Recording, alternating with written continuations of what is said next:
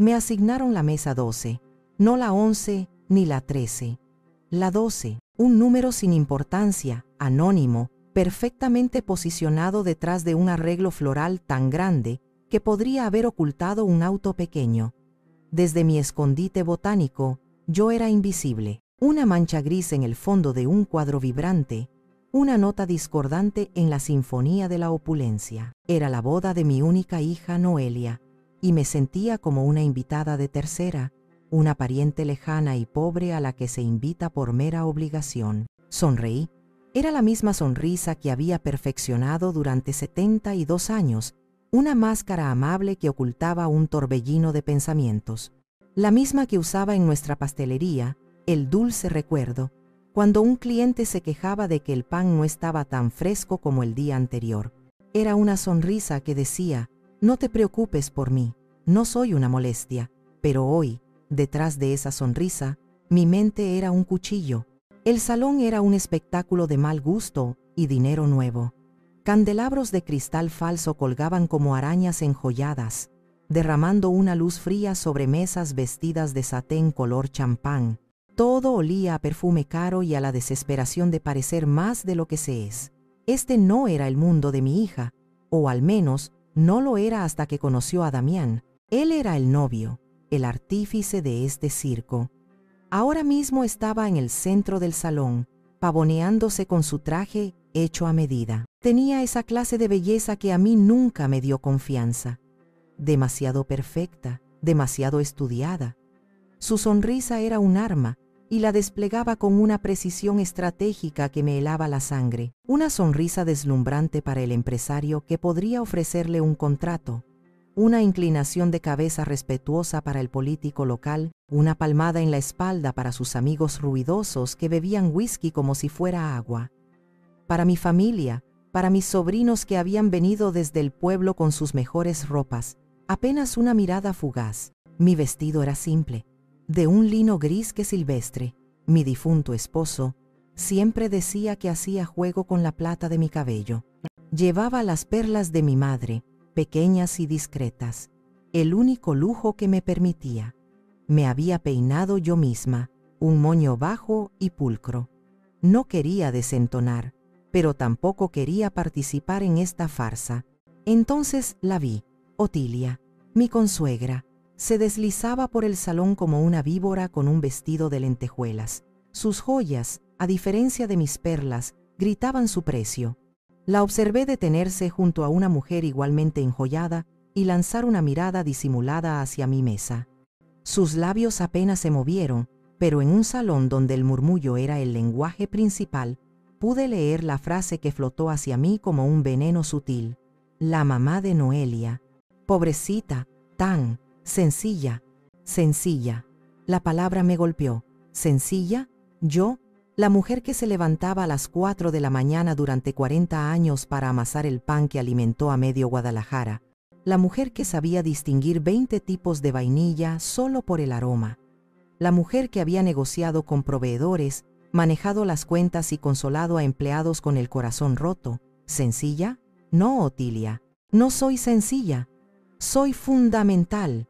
Soy la tierra de la que brotó la flor que tu hijo está tan ansioso por poseer. Noelia pasó corriendo. Su vestido de novia, una nube de encaje y sueños, era la única cosa auténticamente hermosa en todo el lugar. Mamá, qué bueno que viniste. Te ves bien, me dijo, dándome un beso rápido en la mejilla que supo a prisa y a lápiz labial. Siéntate aquí, por favor, estoy tan ocupada. Ni siquiera notó el gigantesco arbusto que me bloqueaba la vista. Para ella, yo estaba allí, y eso era suficiente. Su mente estaba en las fotos, en el champán, en la luna de miel en Cancún que Damián había prometido. Me ajusté en mi silla, la madera dura contra mi espalda. Desde mi exilio floral, a través de un hueco entre un lirio y una rosa, tenía una vista perfecta de un espejo en la pared opuesta. Y allí me vi. Remedios. Una viuda de 72 años, escondida como un secreto vergonzoso. Y en ese reflejo, tomé una decisión. No sería una víctima en la obra de teatro de mi yerno, sería la dramaturga. Él aún no lo sabía, pero acababa de asignarme el mejor asiento de la casa para ver su caída. Solo tenía que esperar el momento adecuado para levantar el telón. La cena se sirvió, un desfile de platos con nombres franceses que sabían a decepción.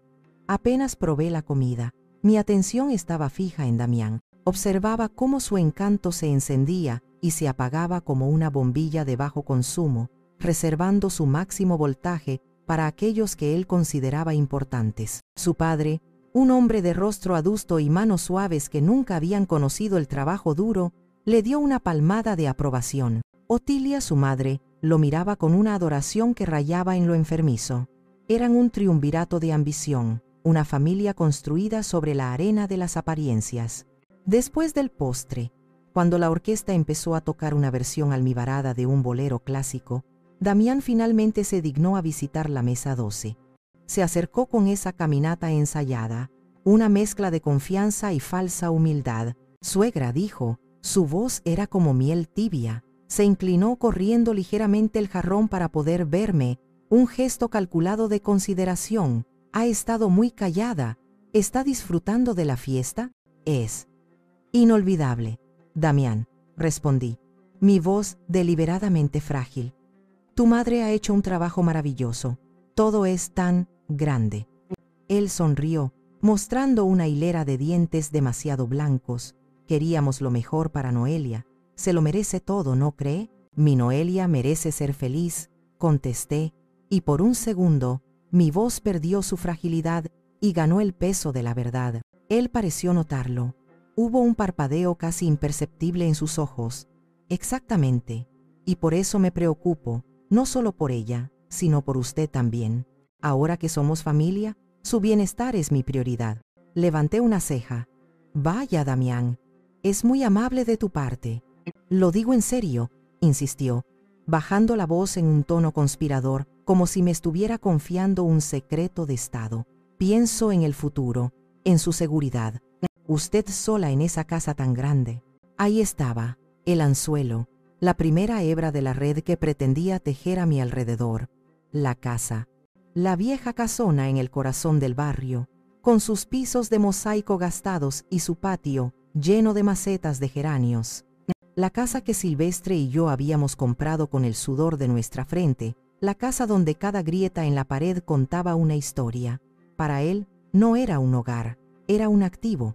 «Sé cuidarme sola, mijo. Lo he hecho toda mi vida», dije, tomando un sorbo de agua. «No lo dudo, Remedios. No lo dudo», se apresuró a decir, usando mi nombre de pila para crear una falsa intimidad. «Pero el mundo es un lugar complicado.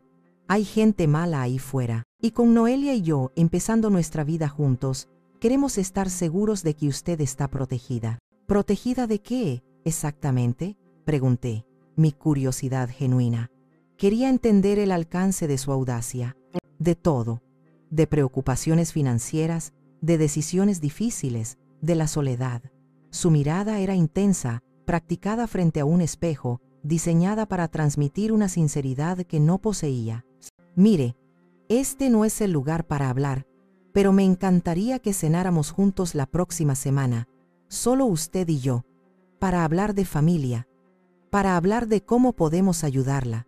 La invitación flotó en el aire entre nosotros, cargada de intenciones ocultas, una cena, un interrogatorio, una emboscada, pero rechazarla sería levantar sospechas. Jugar su juego me daría tiempo. «Claro, Damián», dije, forzando la sonrisa más dulce y desvalida que pude encontrar. «Sería un placer». Su rostro se iluminó con un alivio mal disimulado. «Perfecto. ¿El miércoles, le parece? Conozco un lugar muy tranquilo en el centro». «El miércoles será», asentí. Se despidió con un apretón en mi hombro que pretendía ser afectuoso, pero se sintió posesivo. Mientras se alejaba, giré mi cabeza ligeramente. A través de la ventana del salón, más allá de los jardines iluminados, se podía ver el resplandor de las luces del viejo barrio. Y allí, aunque no visible, sabía que estaba mi casa.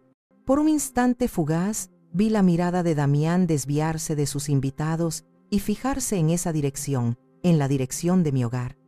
Y en sus ojos no vi a un yerno preocupado, Vi a un conquistador mirando un territorio por reclamar. La palabra proteger resonó en mi cabeza durante días, como una campana de iglesia con una grieta.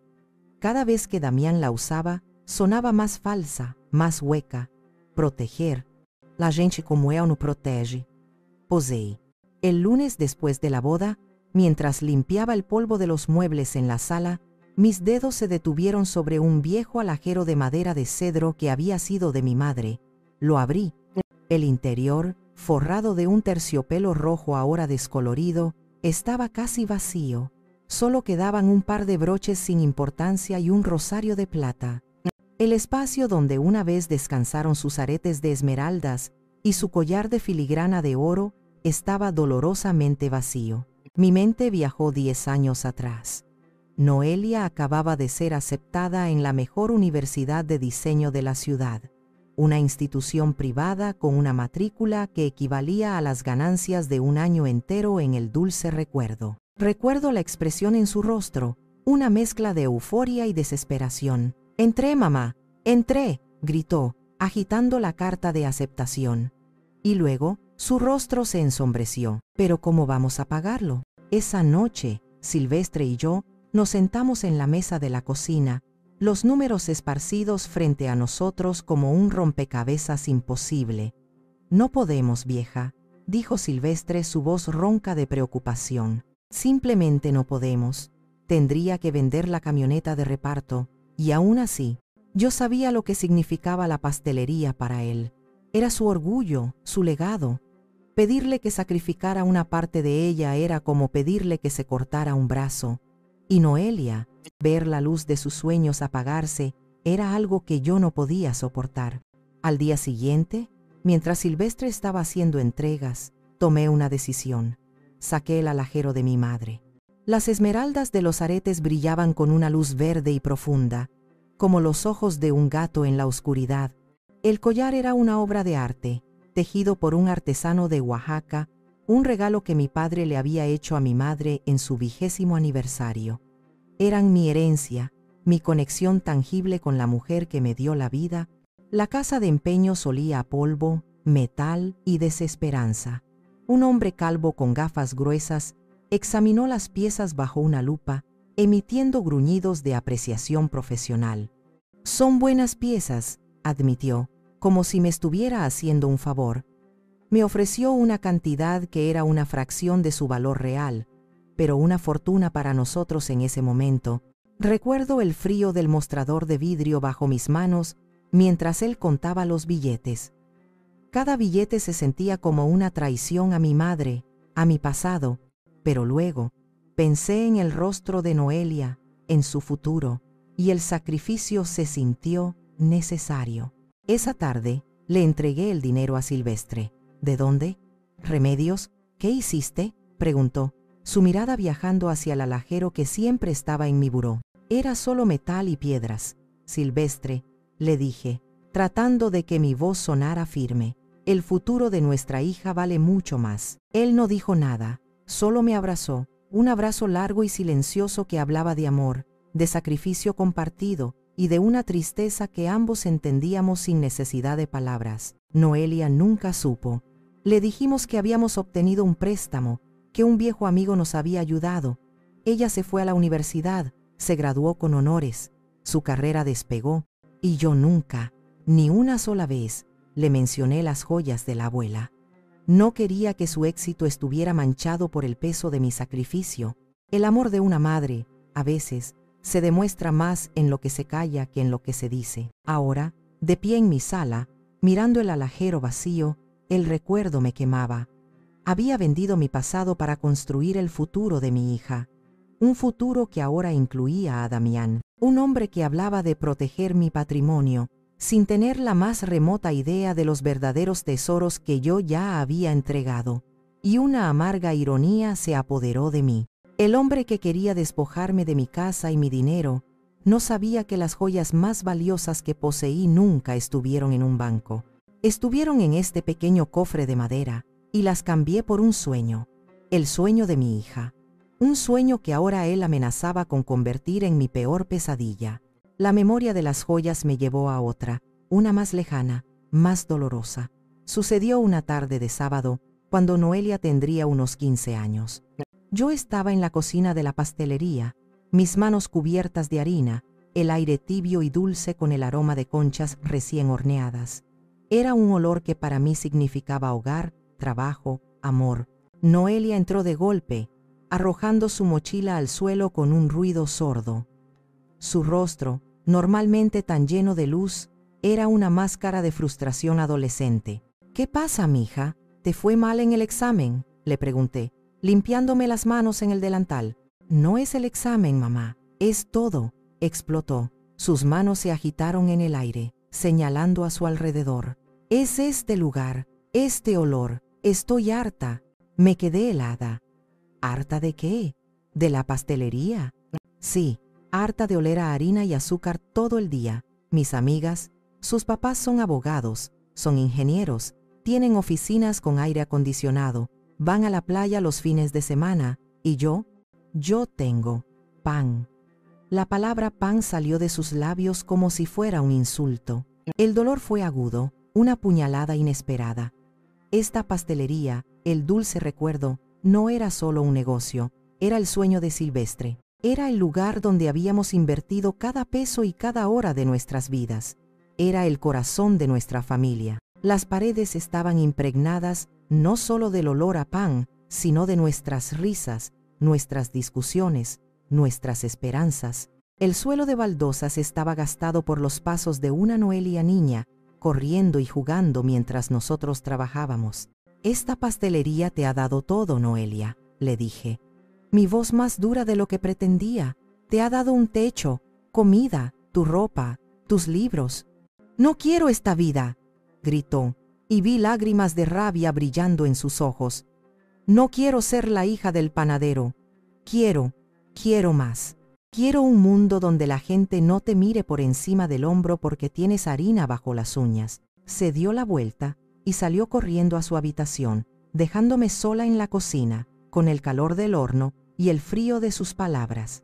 Esa noche, Silvestre la encontró llorando en su cama. Habló con ella durante mucho tiempo. Cuando salió, su rostro estaba cansado. «Es la edad, vieja», me dijo, sentándose a mi lado en el pequeño sofá de la sala. «Ve el mundo de sus amigas y se compara. Es normal. Se le pasará». Pero yo sabía que no era tan simple.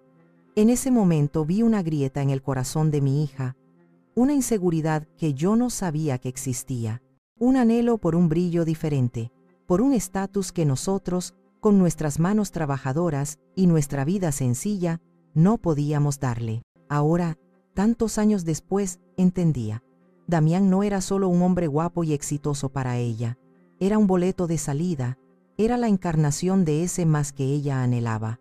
Él le ofrecía un mundo sin olor a levadura, un mundo de restaurantes caros, ropa de diseñador y apellidos importantes. Él había visto esa grieta en ella, esa vieja herida adolescente, y la había explotado con una habilidad maestra, susurrándole al oído todo lo que ella siempre había querido escuchar. La había convencido de que su pasado, nuestro pasado, era algo de lo que avergonzarse, algo sencillo, como había dicho Otilia. Y Noelia, en su deseo de pertenecer a ese nuevo mundo, se había tragado la mentira entera. Mi corazón se encogió de pena por ella, por mi niña cegada por las luces de neón de una vida que no era real. Y sentí una oleada de furia helada hacia Damián. No solo quería robar mi casa y mi dinero, ya me había robado algo mucho más preciado, la gratitud de mi hija. Había convertido nuestro legado de trabajo y amor en una fuente de vergüenza para ella, y eso era algo que no podía perdonar. La noche antes de la cena con Damián, el sueño me eludió. Di vueltas en la cama, el silencio de la casa amplificando el ruido de mis pensamientos. Me levanté y fui a la sala, donde un retrato de Silvestre colgaba sobre la chimenea. Era una foto de nuestro 25º aniversario, él con su mejor traje, yo con un vestido azul. Sus ojos, en la foto, parecían seguirme, llenos de esa calma y sabiduría que siempre lo caracterizaron. Mi mente regresó a sus últimos días. El olor a hospital, el pitido constante de las máquinas, el rostro de mi hombre, antes tan fuerte, ahora frágil contra las almohadas blancas. El cáncer se lo había llevado poco a poco, pero su mente permaneció lúcida hasta el final. Una tarde, cuando estábamos solos, me tomó la mano. Sus dedos, que una vez fueron fuertes y capaces de amasar kilos de masa, ahora eran delgados y temblorosos. Vieja, susurró, su voz un hilo. Tenemos que hablar. Me senté más cerca. Estoy aquí, mi amor. Te he dejado una protección, Remedios, dijo, y sus ojos se clavaron en los míos con una intensidad que me asustó. Algo, para después. No es mucho, pero es seguro. En ese momento, pensé que se refería a la casa, a la pastelería, a los pequeños ahorros que teníamos. Lo sé, Silvestre. Estaré bien. Noelia me cuidará. Una sombra cruzó su rostro. Noelia es buena, tiene un corazón de oro, pero es ingenua. ¿Y el dinero? El dinero saca lo peor de la gente, Remedios. Lo he visto. Saca demonios que no sabías que existían, incluso en la gente que amas. Hizo una pausa para tomar aire. No confíes en nadie ciegamente, ni en nuestra sangre. Prométemelo. Silvestre, no digas eso. Empecé a decir, pero él apretó mi mano. Prométemelo, insistió. Su mirada era feroz. Júrame que serás lista, que serás fuerte. Te lo juro, susurré, las lágrimas nublando mi vista. Él pareció relajarse un poco. Bien, cuando de verdad lo necesites, cuando sientas que te están acorralando, ve al taller, mi viejo baúl de herramientas, el que era del abuelo. Busca bien, hay un fondo falso. Lo que encuentres allí te ayudará. No entendí del todo. En el caos y el dolor de esos días, sus palabras sonaban como el delirio de un hombre enfermo. El baúl de herramientas del abuelo. ¿Qué podría haber allí? ¿Unas cuantas monedas de plata? ¿Los papeles de alguna vieja propiedad sin valor? Lo atribuí a la confusión del momento y me concentré en cuidarlo. Ahora, de pie frente a su retrato, sus palabras regresaban con una claridad aterradora. Cuando sientas que te están acorralando. Y así era exactamente como me sentía. Acorralada por la amabilidad venenosa de mi yerno, por la ceguera de mi propia hija. Y entonces, una nueva emoción se unió al miedo y a la ira. La culpa. Una culpa fría y pesada se instaló en mi pecho. Recordé la discusión con Noelia en la cocina, su desprecio por nuestra vida. Recordé cómo siempre le compraba los vestidos que quería, cómo le pagaba los viajes escolares que apenas podíamos permitirnos, cómo nunca le decía no a sus caprichos. ¿Fue mi culpa, Silvestre?, le susurré al retrato. ¿Fui yo? ¿Por sobreprotegerla? ¿Por darle todo? ¿La dejé indefensa? ¿La convertí en una presa fácil para un cazador como Damián? El hombre del retrato, por supuesto, no respondió. Pero en el silencio de la noche, casi pude oír su voz, tranquila y firme como siempre. Hiciste lo que cualquier madre haría, vieja. Ahora, haz lo que una mujer inteligente debe hacer. Lucha. Sus palabras, reales o imaginadas, me dieron una extraña calma. La culpa no desapareció, pero se transformó, se convirtió en combustible. Sí, tal vez había cometido errores como madre. Tal vez mi amor la había hecho débil, pero no era demasiado tarde para enmendarlo. Proteger a Noelia ahora no significaba ceder a sus deseos, significaba protegerla de ellos y de su terrible elección de marido. Mañana cenaría con el lobo, pero ahora sabía que no iría con las manos vacías. Silvestre, incluso desde el más allá, me había dejado un mapa, y yo estaba lista para seguirlo, sin importar a dónde me llevara. El restaurante que Damián eligió era el tipo de lugar donde el silencio valía más que la comida. Paredes oscuras, luces bajas y camareros que se movían como fantasmas. Era un escenario perfecto para una ejecución discreta. Llegué puntualmente, vestida con mi habitual sencillez. Damián ya estaba allí, en una mesa en un rincón apartado. Se levantó al verme, su sonrisa tan brillante que casi dolía. «Suegra, qué bueno que pudo venir». «Está usted muy guapa», dijo, apartando la silla para mí. «Gracias, Damián. El lugar es muy elegante», respondí, sentándome. La conversación inicial fue una danza de trivialidades. El clima, la salud de sus padres, lo felices que estaban él y Noelia. Yo respondía con monosílabos, dejando que él llenara el silencio. Sabía que estaba impaciente, que esta charla era solo el preludio del verdadero negocio. Finalmente, después de que el camarero sirviera el vino, un vino tinto cuyo nombre Damián pronunció con un acento francés afectado, se inclinó sobre la mesa. Su rostro adoptó una expresión de grave preocupación. «Remedios», comenzó, su voz ahora un susurro confidencial. «La invité porque, como le dije, me preocupo por usted, y hemos estado pensando, Noelia y yo». «¿Pensando en qué?», pregunté, manteniendo mi expresión neutra. «En su futuro, en su tranquilidad. Usted ha trabajado toda su vida. Se merece descansar, disfrutar, no tener que preocuparse por nada». Sacó un maletín de cuero que estaba a su lado y lo colocó sobre la mesa. Lo abrió con un clic suave y extrajo una carpeta de color manila. «Por eso he hablado con mis abogados. Han preparado unos documentos. Una formalidad.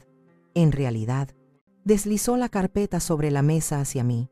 La abrí con una lentitud deliberada.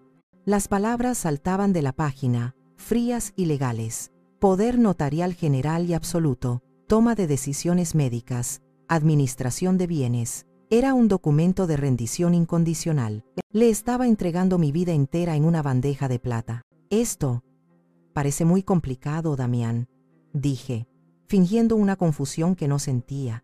«Para nada, suegra. Es para simplificarle la vida», explicó, su voz suntuosa.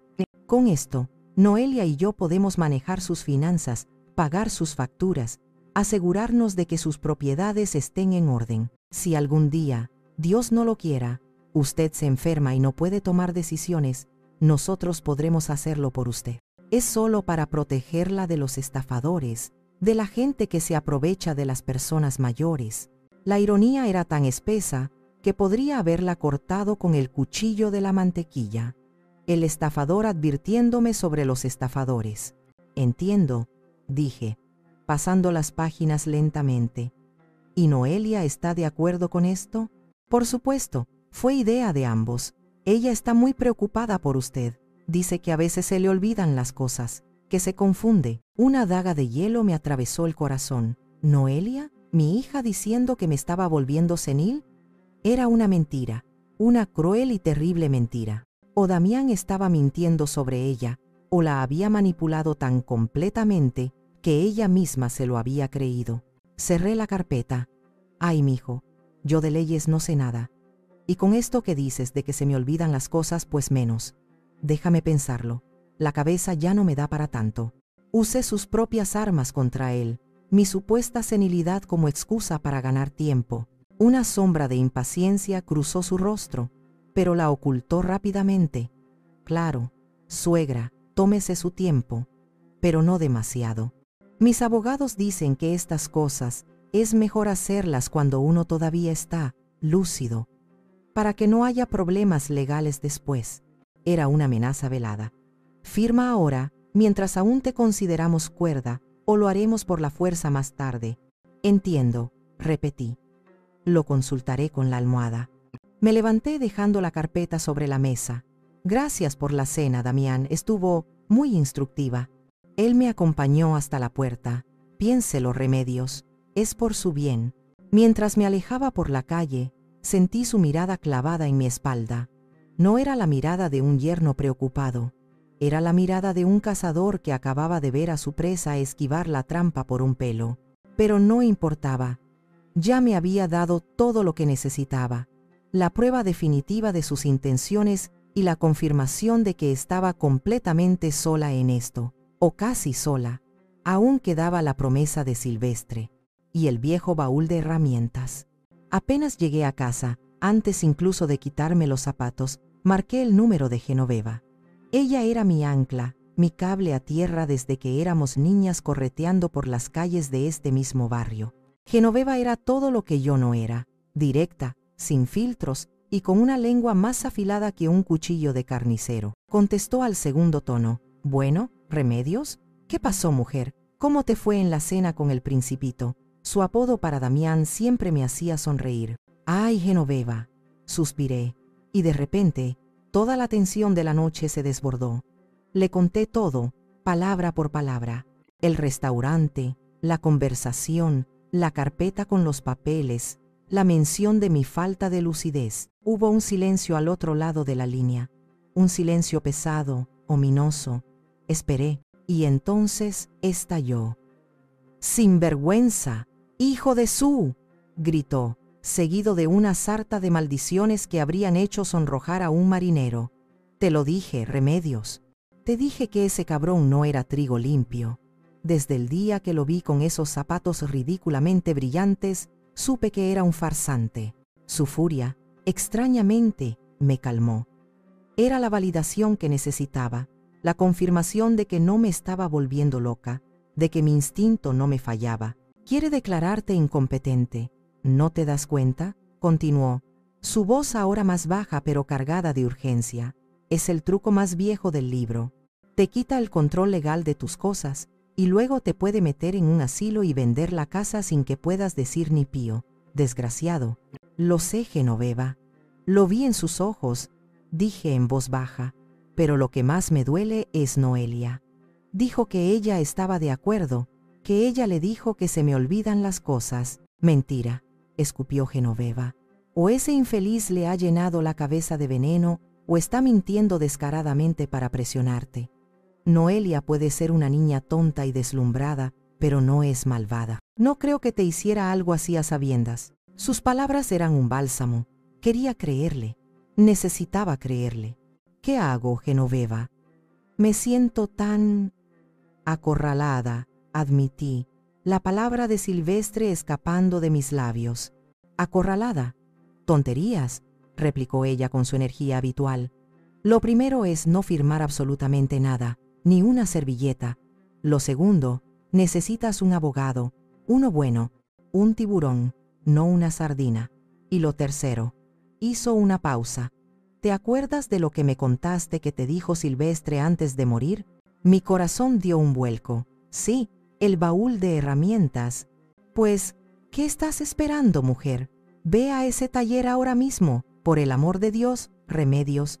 Tu marido era el hombre más listo y precavido que he conocido. Si te dijo que había algo ahí, es porque lo hay». Silvestre no hablaba por hablar. Tenía razón. El miedo me había paralizado, la duda me había hecho posponerlo. Pero ya no. La conversación con Damián había sido la chispa, y la llamada de Genoveva era el viento que avivaba el fuego. «Tienes razón», dije, mi voz ahora firme. «Voy a ir. Mañana por la mañana». «Así se habla», dijo Genoveva, su tono aprobador. «Y escúchame, Remedios, no estás sola en esto.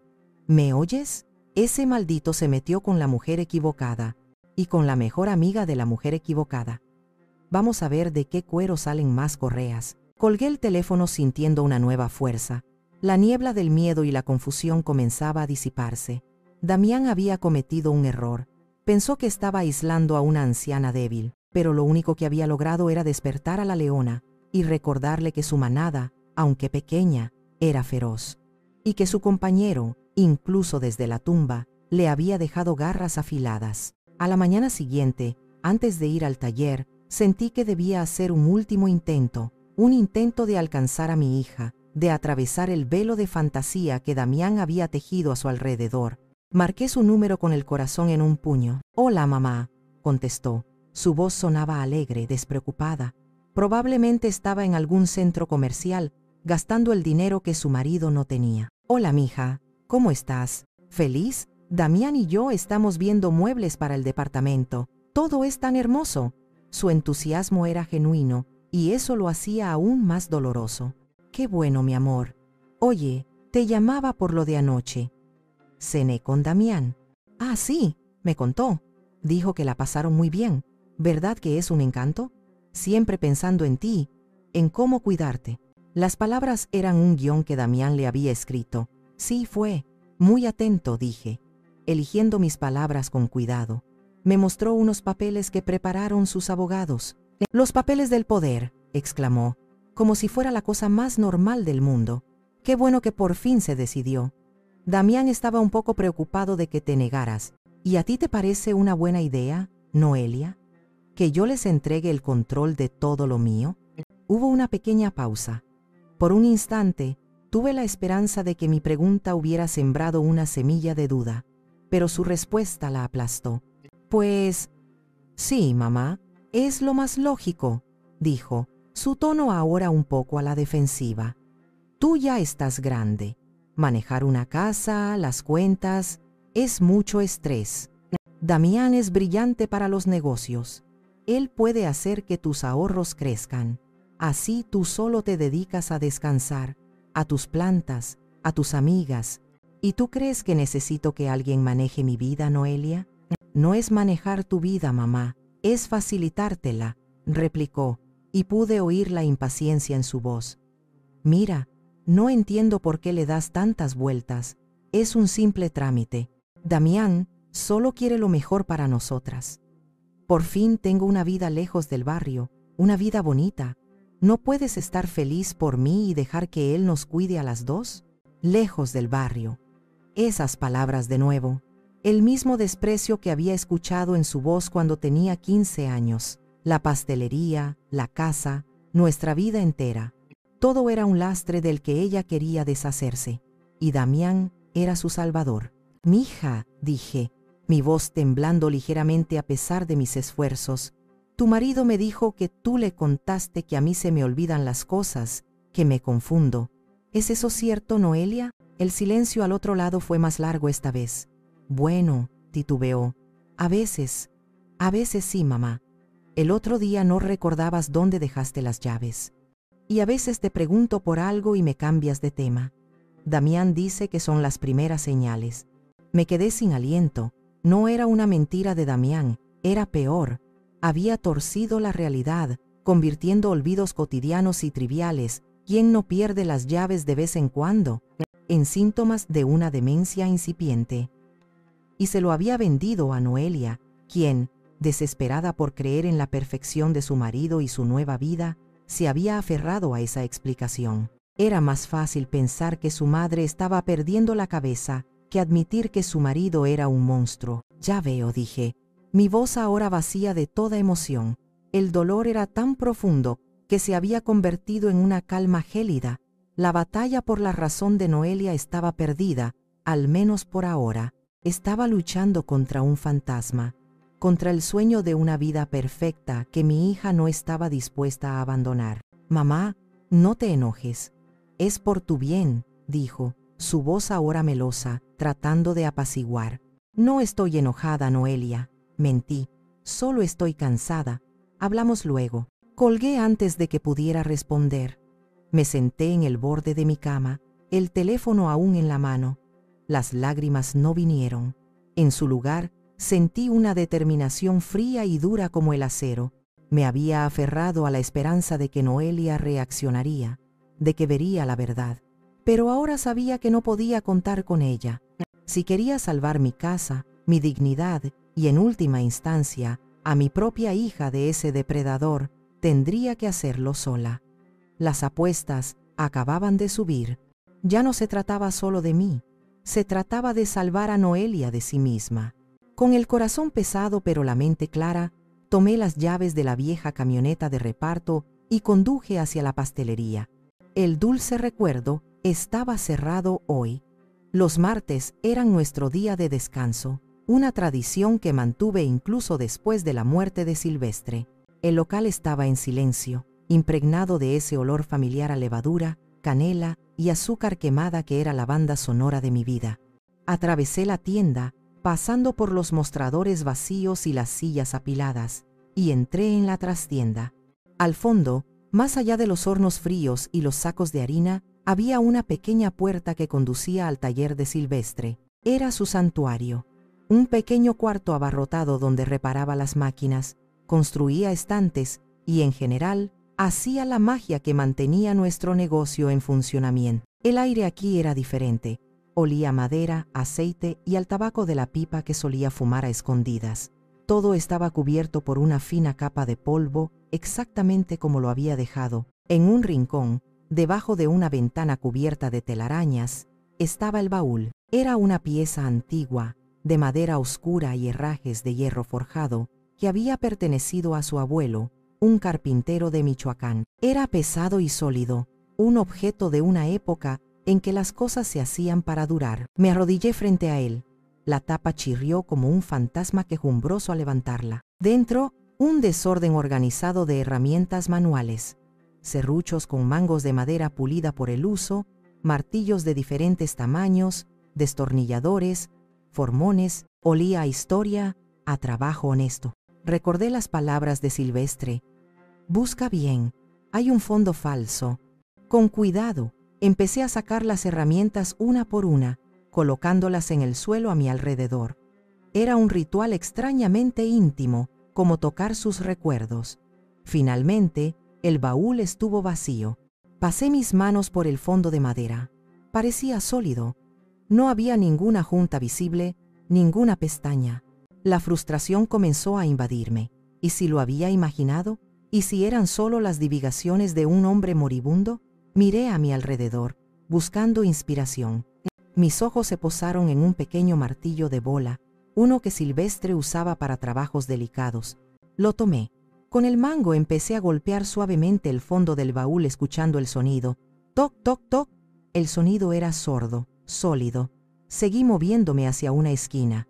Toc, toc, y de repente, tuc, un sonido diferente, más hueco. Mi corazón empezó a latir más rápido. Enfoqué mis golpes en esa área. La madera parecía ceder ligeramente. Busqué un formón delgado y con mucho cuidado lo inserté en una finísima línea que apenas era visible. Hice palanca. La madera crujió, se resistió, y luego, con un chasquido seco, una sección rectangular del fondo se levantó. El fondo falso era real. Contuve la respiración y levanté la pieza de madera. Debajo, en el compartimento secreto, no había oro ni joyas. Solo había dos cosas: un sobre grueso y amarillento, sellado con lacre, y una pequeña llave de metal, de esas que se usan para las cajas de seguridad de los bancos. Tomé el sobre. Mi nombre, Remedios, estaba escrito en la caligrafía fuerte y ligeramente inclinada de Silvestre. Mis manos temblaban tanto que apenas podía sostenerlo. Me senté en el suelo polvoriento del taller, con el sobre en mi regazo, la llave fría en la palma de mi mano. Este era el momento. La respuesta a la advertencia de mi esposo. El arma que me había dejado para la batalla que no sabía que tendría que librar. El aire en el pequeño cuarto se sentía denso, cargado de expectación. El fantasma de Silvestre parecía estar a mi lado, asintiendo en silencio, diciéndome que era hora de descubrir la verdad. Con dedos temblorosos rompí el sello de lacre.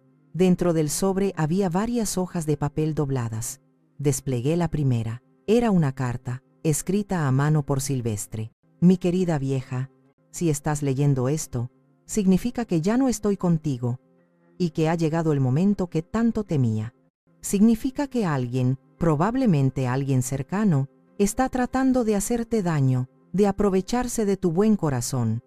Lo siento. Siento no haberte contado todo esto en vida, pero quería protegerte. Quería que vivieras tranquila, sin el peso y el peligro que a veces trae el dinero. Mi vista se nubló. Tuve que detenerme y respirar hondo antes de seguir leyendo. Durante años, mientras tú creabas la magia en la pastelería, yo hice algo más que repartir pan. Cada peso que ahorrábamos, cada ganancia extra, la invertí. ¿Recuerdas esos terrenos áridos y polvorientos en las afueras de la ciudad, por el camino a Tlaquepaque, los que compramos hace 30 años porque decían que eran una ganga? ¿Esos donde decías que ni los nopales querían crecer? Bueno, mi amor, los nopales no crecieron, pero la ciudad sí. Vendí algunos a lo largo de los años, reinvirtiendo en otros. En silencio. Nadie lo supo nunca, ni siquiera nuestro contador. Era mi proyecto secreto, mi red de seguridad para ti. Con los años, esos pedazos de tierra inútil se convirtieron en algo significativo. Me detuve de nuevo, mi mente tratando de procesar la información. Esos terrenos los recordaba vagamente. Silvestre llegaba a casa emocionado con unos papeles, y yo, ocupada con las cuentas o un nuevo pedido, apenas le prestaba atención. Confiaba en él ciegamente. Volví a la carta. La siguiente frase me hizo sentir como si el suelo desapareciera bajo mis pies. El valor total de esas propiedades y las inversiones que surgieron de ellas, Remedios, está protegido en un fideicomiso a tu nombre. Un fideicomiso irrevocable. Nadie puede tocarlo excepto tú, ni siquiera Noelia. El valor actual, mi amor, es de aproximadamente 30 millones de euros. 30 millones de euros. Leí la frase 1, 2, 3 veces. Las palabras bailaban frente a mis ojos. No podía ser real. Era una cifra astronómica inimaginable. 30 millones. Nosotros, los dueños del dulce recuerdo, la gente sencilla. Un sollozo se escapó de mi garganta, un sonido a medio camino entre la risa y el llanto. No era por el dinero, era por él, por Silvestre. Mi hombre tranquilo, modesto, mi panadero, había sido un genio silencioso, un rey disfrazado con un delantal manchado de harina. Había construido un imperio para mí sin que yo me diera cuenta, y lo había mantenido en secreto, no por falta de confianza, sino por un exceso de amor, para protegerme. Las lágrimas ahora corrían libremente por mis mejillas, cayendo sobre el papel. Este dinero es un arma, Remedios. Úsalo para defenderte. No dejes que nadie, absolutamente nadie, te quite lo que construimos juntos. No dejes que te hagan sentir pequeña, o vieja, o tonta. Eres la mujer más fuerte que he conocido. La llave que encontraste es para una caja de seguridad en el Banco Nacional. Dentro están todos los documentos del fideicomiso. Junto a esta carta hay una tarjeta. Es de la licenciada Carolina Herrera. Es hija de un viejo amigo mío, una abogada brillante y dura como una roca. Confío en ella plenamente. Ella sabe todo sobre el fideicomiso. Llámala, te ayudará. Ella es tu generala en esta guerra. Te amo, mi vieja, más de lo que nunca supe decirte. Ahora ve y lucha. Tuyo siempre, Silvestre. Doblé la carta y la apreté contra mi pecho. El dolor de su ausencia se mezclaba con una gratitud abrumadora. Me había dejado el regalo más grande, no el dinero, sino la fe en mi propia fuerza y las herramientas para luchar. Miré la tarjeta que venía con la carta. Lic. Carolina Herrera, abogada, y debajo un número de teléfono. Me puse de pie. Mis piernas se sentían más firmes que nunca. El polvo, el taller, la tristeza, todo pareció desvanecerse. En su lugar, había una claridad helada, un propósito. Damián pensaba que estaba cazando a una oveja indefensa. Estaba a punto de descubrir que la oveja era en realidad una leona, y que acababa de encontrar sus garras y su manada. Saqué mi teléfono del bolsillo de mi delantal. Sin dudarlo, marqué el número de la tarjeta. Despacho de la licenciada Herrera. Buenos días, contestó una voz profesional. Buenos días, dije, mi voz sonando extrañamente tranquila y poderosa en el silencio del taller. Mi nombre es Remedios Ramírez. Creo que me estaban esperando. El despacho de Carolina Herrera no se parecía en nada a lo que había imaginado. Era moderno, luminoso, con grandes ventanales que daban a un jardín interior. No había ni rastro de los libreros polvorientos y la madera oscura que asociaba con los abogados. Carolina Herrera tampoco era como la había imaginado. Era una mujer de unos 40 y tantos años, vestida con un traje impecable, con una mirada directa y una inteligencia que parecía irradiar de ella. Me recibió con un apretón de manos firme y una media sonrisa que decía: «Estoy lista para la guerra». «Señora Ramírez, Remedios, siéntese por favor», dijo, señalando una silla cómoda frente a su escritorio de cristal. «Su esposo me habló de usted hace años. Me dijo que este día podría llegar. Esperaba que no, pero me alegro de que me haya llamado». Durante las siguientes 2 horas le conté todo. La boda, Damián, los papeles, la ceguera de Noelia. Ella escuchaba en silencio, asintiendo de vez en cuando, sus dedos tamborileando sobre la superficie del escritorio. No me interrumpió ni una sola vez. Cuando terminé, se reclinó en su silla y me miró fijamente. «El intento de fraude es claro como el agua», dijo. Su voz era tranquila pero cortante. «Y la manipulación emocional es de manual. Este Damián no es un aficionado. Sabe lo que hace». «¿Qué podemos hacer?», pregunté. Una sonrisa depredadora asomó a sus labios. Podríamos simplemente enviarle una carta de cese y desista, asustarlo. Pero eso no resuelve el problema de fondo. Un hombre así no se rinde, solo busca otra víctima. Y además está el asunto de su hija.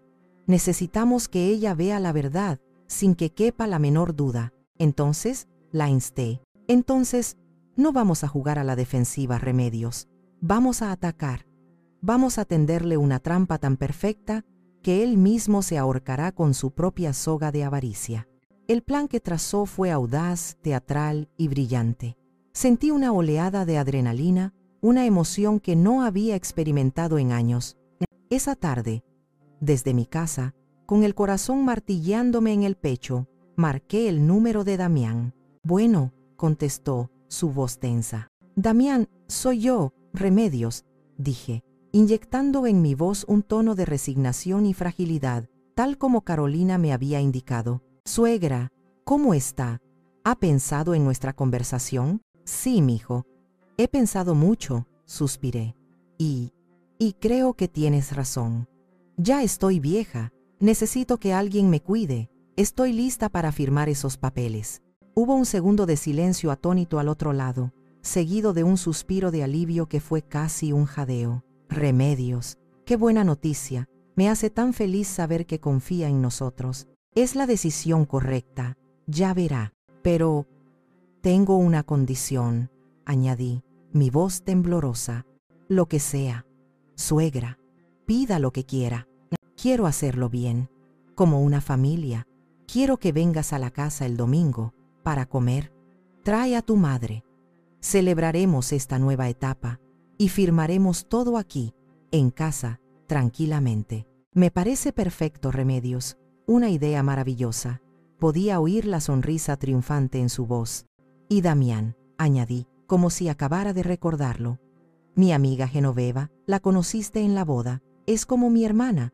Me gustaría que estuviera presente, como testigo, para que yo me sienta más tranquila, ¿sabes? Por supuesto, que venga quien usted quiera. Lo importante es que esté cómoda. Estaba tan seguro de su victoria que no vio la trampa en ninguna parte. Gracias, mijo. Entonces, nos vemos el domingo. Colgué y respiré hondo. La primera parte del plan estaba en marcha. El anzuelo había sido mordido. Ahora solo quedaba esperar a que el tiburón nadara directamente hacia la jaula. Llamé a Genoveva para contarle. Soltó una carcajada. Me encanta. ¿Seré la testigo de su ejecución? Con mucho gusto. Me pondré mi mejor vestido negro para la ocasión. El resto de la semana pasó en una neblina de preparación. Carolina se encargó de todos los detalles legales, preparando un contraataque devastador. Yo me dediqué a mi papel, la viuda dócil y confundida. El domingo, me levanté temprano y empecé a cocinar el plato favorito de Damián, mole poblano. Si iba a llevarlo al matadero, al menos le daría una última cena deliciosa. La casa olía a chiles y chocolate, un aroma de hogar y tradición que pronto se convertiría en el escenario de la más fría de las traiciones. El domingo llegó con un sol radiante que parecía burlarse de la tormenta que estaba a punto de desatarse dentro de mi casa. A la 1 en punto, sonó el timbre. Era Genoveva, vestida, tal como prometió, con un elegante vestido negro y una expresión de solemne anticipación, como si asistiera a un funeral particularmente satisfactorio. ¿Lista para la función, amiga?, me susurró mientras me daba un abrazo. Más que lista, respondí, apretándole la mano. Poco después, llegaron ellos.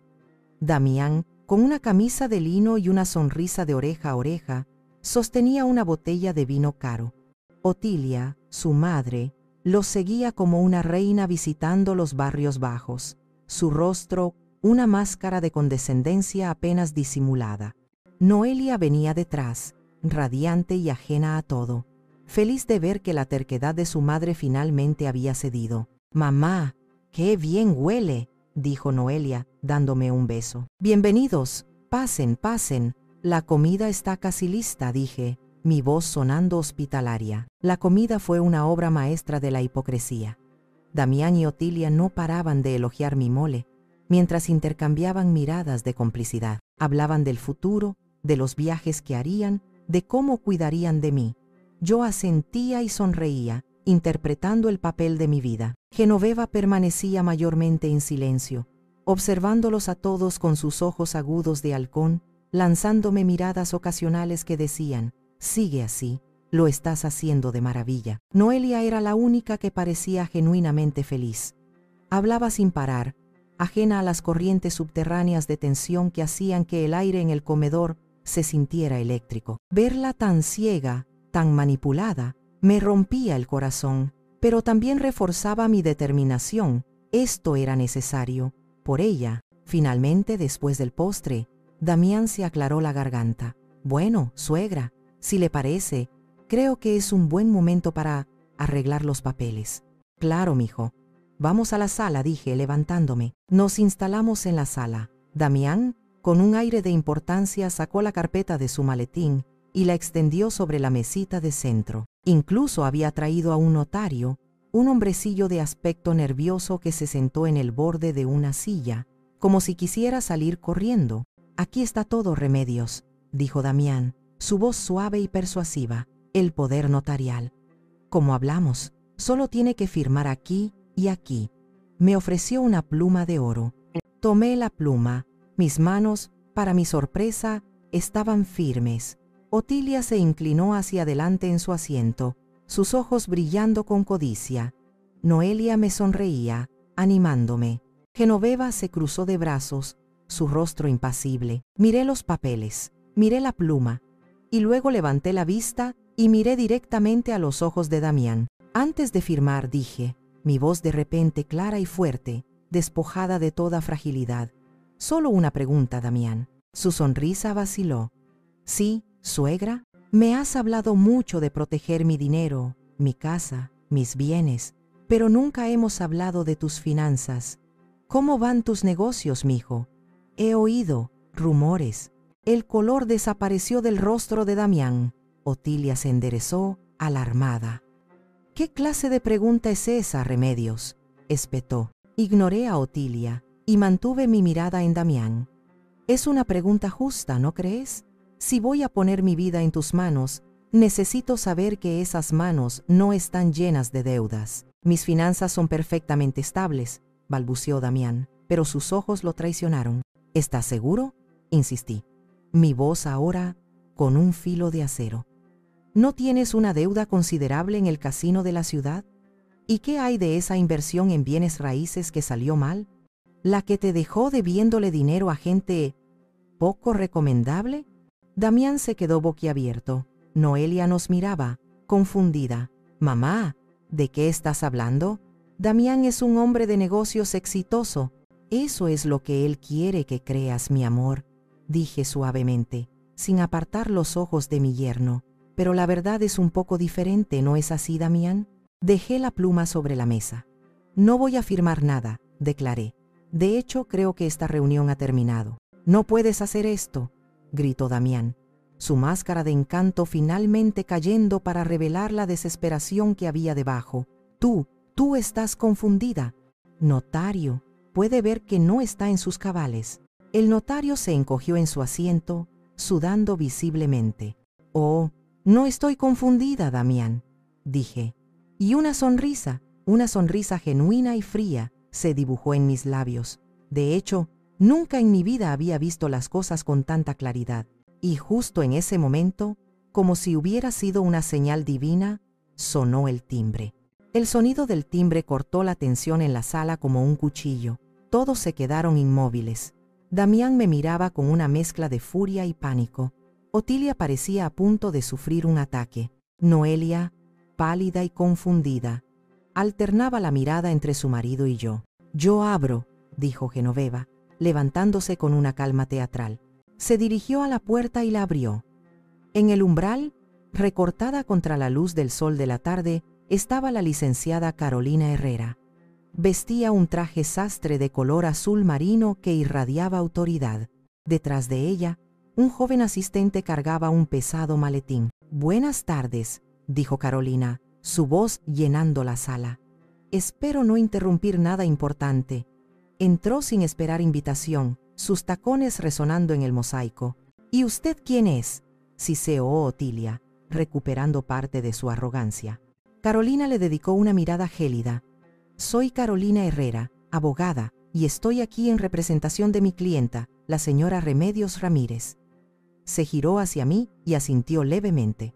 Abogada, repitió Damián tartamudeando. Remedios, ¿qué significa esto? Significa que la función ha terminado, Damián, dije, poniéndome de pie. Me sentí más alta, más fuerte que nunca. Carolina se acercó a la mesita de centro y miró los papeles que Damián había traído. Poder notarial absoluto. Vaya, vaya, muy ambicioso. Luego, abrió su propio maletín y sacó una carpeta mucho más gruesa. Creo, sin embargo, que hay un pequeño detalle que han pasado por alto en sus planes. Abrió su carpeta y colocó un documento sobre la mesa, justo encima de los de Damián. Este es el acta constitutiva del Fideicomiso Silvestre Ramírez, un fideicomiso irrevocable, establecido hace más de 20 años. Hizo una pausa dramática, mirando a cada uno de los presentes, valuado, a día de hoy, en 30 millones de euros. Si una bomba hubiera caído en medio de la sala, el efecto no habría sido más devastador. El rostro de Otilia pasó del rojo de la furia al blanco de la incredulidad. Abrió la boca, pero no salió ningún sonido. Damián se tambaleó hacia atrás, como si hubiera recibido un golpe físico. Se apoyó en la pared para no caer. ¿30 millones? Susurró Noelia, sus ojos desorbitados fijos en mí. La palabra sonaba absurda, imposible en la boca de mi hija. Genoveva, de pie junto a la puerta, se permitió una pequeña y satisfecha sonrisa. Así es, continuó Carolina, implacable. La señora Ramírez es la única beneficiaria y fideicomisaria. Todos sus bienes, incluyendo esta casa y la pastelería, están dentro del fideicomiso, lo que significa que, legalmente, no puede ceder su control, ni aunque quisiera, ni aunque la declararan mentalmente incompetente. Dirigió una mirada afilada al notario, quien parecía desear que la tierra se lo tragara. Pero Carolina no había terminado. Sacó otro fajo de papeles. Y esto es aún más interesante. Los esparció sobre la mesa. Eran estados de cuenta, registros de casino, cartas de cobradores, un resumen de las finanzas del señor Damián Morales, una deuda de juego de más de 200.000 euros, 2 negocios fallidos con préstamos impagados y una investigación pendiente por parte de sus antiguos socios por malversación de fondos. Cada palabra era un clavo en el ataúd de Damián. Noelia soltó un gemido ahogado, se giró hacia su marido, sus ojos llenos de una horrorizada comprensión. «Damián, ¿es cierto?» Él no respondió. Solo miraba los papeles. Su rostro era una máscara de ruina. «Te lo preguntaré una vez más, Noelia», dije, mi voz suave pero firme. «¿De verdad creías que este hombre te amaba? ¿O simplemente te cegaste porque te ofreció un escape del olor a harina y azúcar?» Mis palabras la golpearon con la fuerza de una bofetada.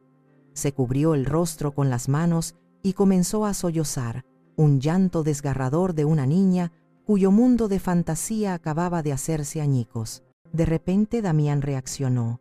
Se lanzó hacia mí, cayendo de rodillas. «Remedios, suegra, por favor», suplicó, tratando de tomar mis manos. «Yo la quiero, amo a Noelia». Estaba desesperado. «Cometí errores. Podemos arreglarlo». Me aparté de él con disgusto.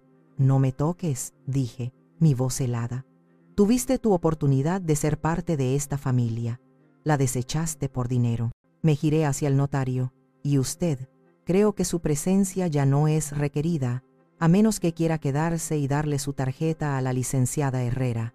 Sospecho que va a necesitar un buen abogado muy pronto, por complicidad en intento de fraude». El hombrecillo se levantó de un salto, recogió su maletín y salió de mi casa casi corriendo. Otilia, finalmente, encontró su voz. «Esto es un ultraje, una trampa», gritó. «No, señora», la corrigió Carolina. «Esto se llama justicia. Ahora les sugiero que se vayan. Mi clienta y yo tenemos mucho de qué hablar». Damián, derrotado, se levantó. Le lanzó una última mirada a Noelia, una mezcla de súplica y veneno, y luego, seguido por su madre, salió de mi casa. La puerta se cerró detrás de ellos, y un silencio profundo llenó la sala, roto solo por los sollozos de mi hija. El telón había caído, la obra había terminado, y en el escenario solo quedábamos los supervivientes, rodeados por los escombros de las mentiras. Los días que siguieron fueron un torbellino silencioso de consecuencias. No hubo gritos ni dramas adicionales, solo el lento y pesado desmoronamiento de la vida que Damián había construido. La licenciada Herrera fue implacable, presentó una denuncia formal por intento de fraude y, con las pruebas de las deudas y la malversación, las autoridades comenzaron su propia investigación. La noticia se extendió como la pólvora en los círculos sociales que tanto le importaban a Otilia. La familia Morales, que había escalado a base de apariencias, ahora caía en desgracia con la misma rapidez. Sus amigos importantes dejaron de contestar sus llamadas. El castillo de naipes se vino abajo. Noelia se quedó conmigo. Las primeras noches apenas salió de la habitación de invitados. Escuchaba su llanto ahogado a través de la puerta y mi corazón de madre se partía en 1000 pedazos. Parte de mí quería entrar, abrazarla y decirle que todo estaría bien, pero sabía que necesitaba este tiempo a solas, este doloroso proceso de luto por el hombre que creía amar y por la vida que creía tener. Una tarde, la encontré en la cocina, sentada a la mesa con una taza de té intacta frente a ella. Tenía los ojos hinchados y una expresión de infinita tristeza. «Era todo mentira, ¿verdad, mamá?», susurró, su voz apenas audible. Me senté frente a ella. «Me temo que sí, mija. Me siento tan estúpida», dijo, una lágrima solitaria rodando por su mejilla.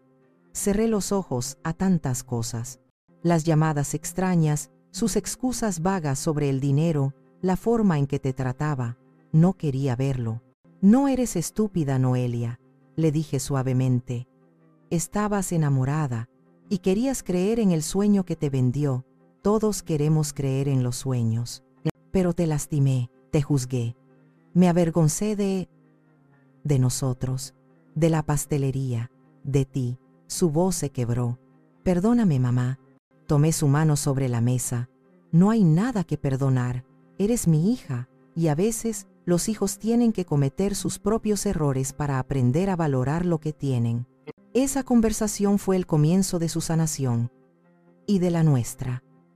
Unas semanas después, con una calma sombría, contrató a un abogado y presentó la demanda de divorcio. Damián no la impugnó. No estaba en posición de luchar. Poco a poco, Noelia comenzó a reconstruirse. Dejó el lujoso departamento que compartía con Damián, llevándose solo su ropa y sus libros. Volvió a dibujar, el talento que había abandonado por seguir el ritmo de la vida social de su marido, e incluso, un día, la encontré en la cocina de la pastelería, no por obligación, sino por voluntad propia, amasando torpemente una bola de masa. «Creo que se me olvidó cómo se hacía esto», dijo con una sonrisa temblorosa. «Es como andar en bicicleta», le respondí, mi corazón llenándose de una calidez que no había sentido en mucho tiempo.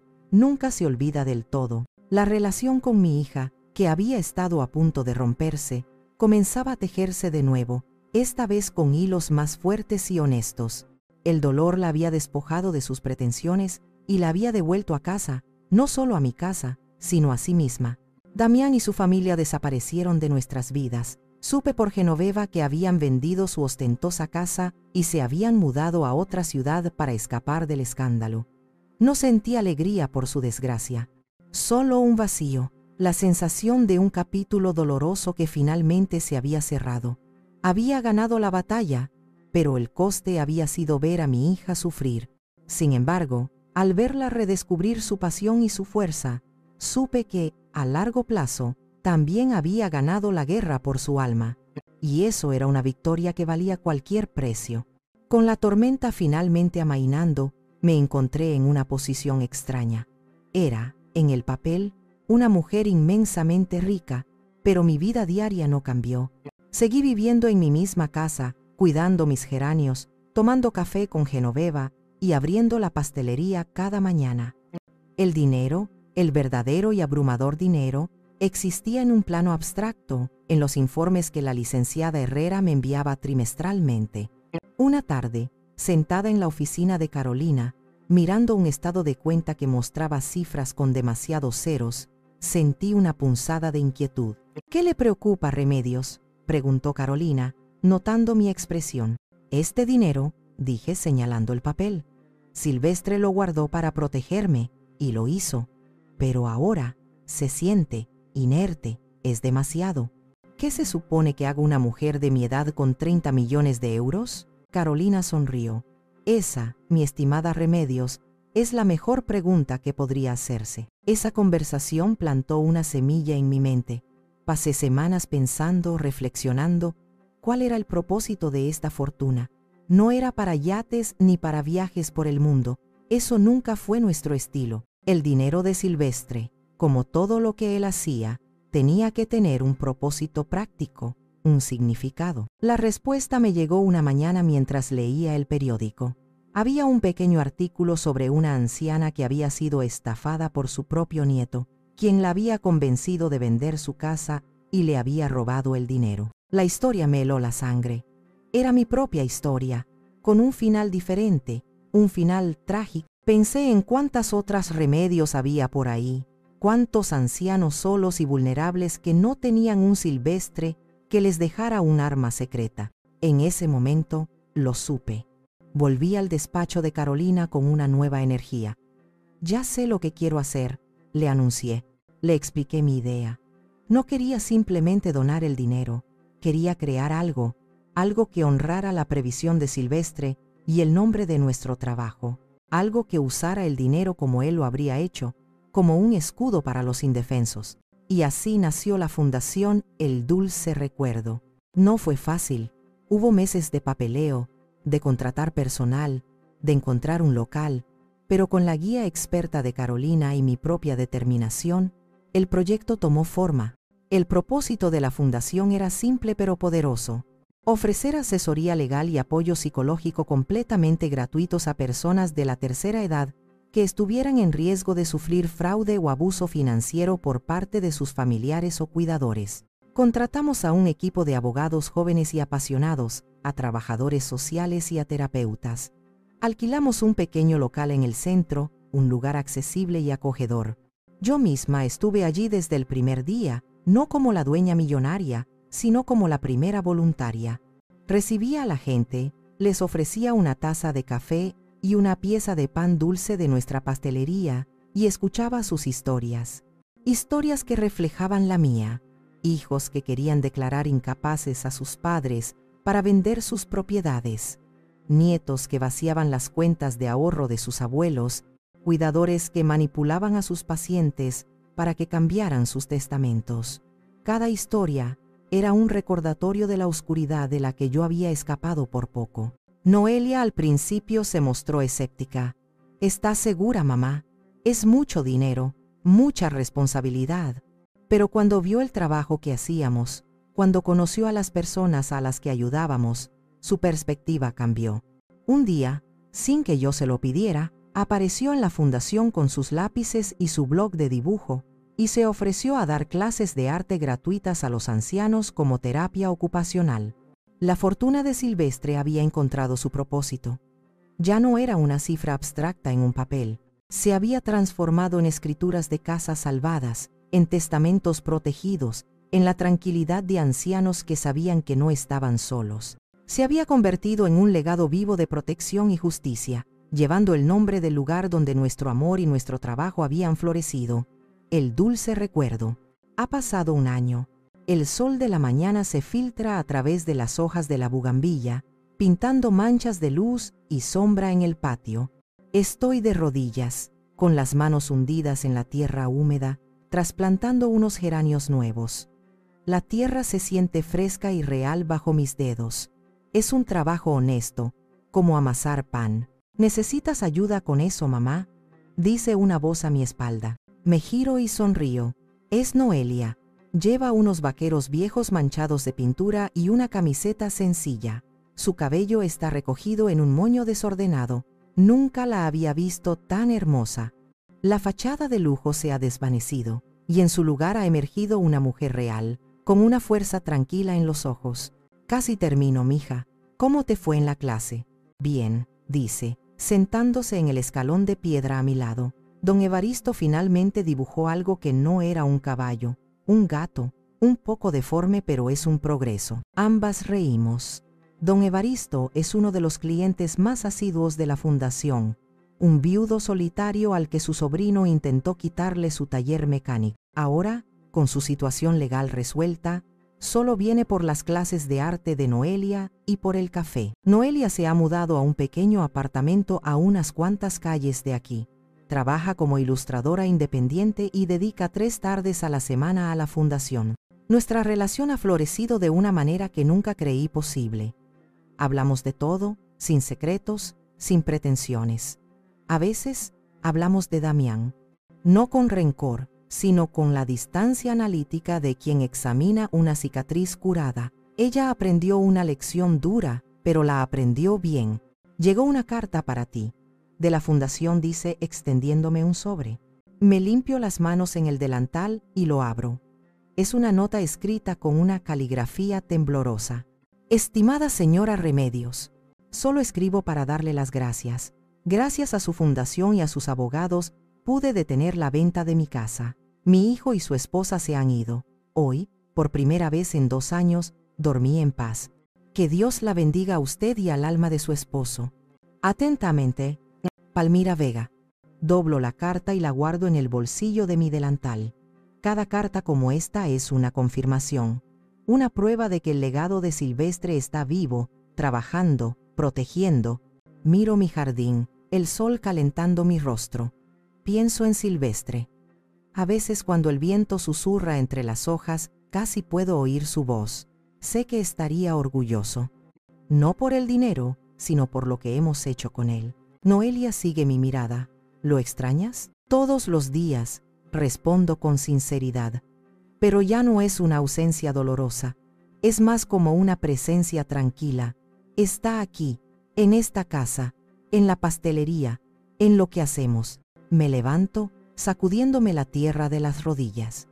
Bueno, basta de sentimentalismos. Estas flores no se van a plantar solas. Y si no empezamos a preparar la masa, mañana no habrá pan para nadie. Noelia sonríe, una sonrisa genuina y llena de luz. Se levanta y me pasa un brazo por los hombros. Vamos pues, te ayudo. Caminamos juntas hacia la cocina, la misma cocina donde una vez lloró por querer escapar del olor a harina y azúcar. Hoy, entramos en ella como socias, como familia, como 2 mujeres que han encontrado su camino de regreso a casa. El dinero no me trajo la felicidad, me trajo una guerra que no pedí y una responsabilidad que nunca imaginé. Pero al enfrentarla, encontré algo mucho más valioso. Mi esposo me dejó una fortuna, sí, pero su verdadero legado fue enseñarme que la dignidad no tiene precio. Y la dignidad, a diferencia del dinero, no se puede robar. Se tiene que defender con uñas y dientes. Y al defender la mía, descubrí la inmensa paz que proviene de ayudar a otros a defender la suya. Esa es una riqueza que ningún ladrón, por muy encantador que sea, podrá arrebatarme jamás.